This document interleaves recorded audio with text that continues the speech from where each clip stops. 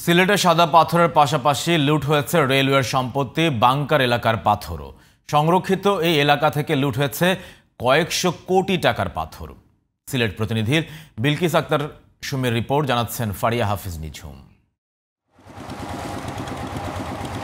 সিলেটের সাদা পাথরের পাশেই রেলওয়ের সম্পত্তি বাংকার এলাকা।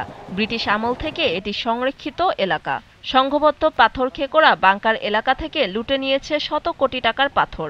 লুটের পাশাপাশি স্থাপনাও ভেঙে নিশ্চিহ্ন হওয়ার পথে। নৌকা দিয়া বাইরে মানুষে পাথর উতুর নিয়েছি। সাদা পাথর প্লাস ওই রূপরেল লাইন মানে গণহারে পাবলিকে নিয়ে নিছে।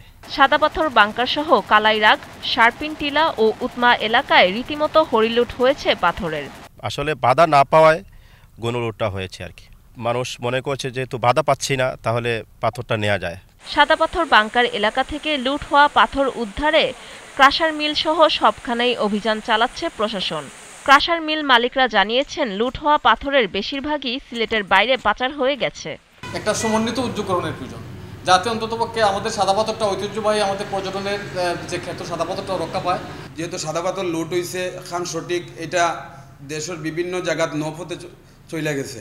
লুট হওয়া পাথর উদ্ধারের পাশাপাশি জড়িতদের আইনের আওতায় নিয়ে আসা হবে বলে জানিয়েছেন প্রশাসনের কর্মকর্তারা।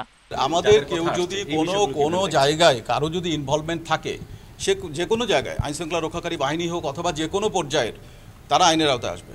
ফারিয়া হাফিজ নিঝুম, জিটিভি নিউজ।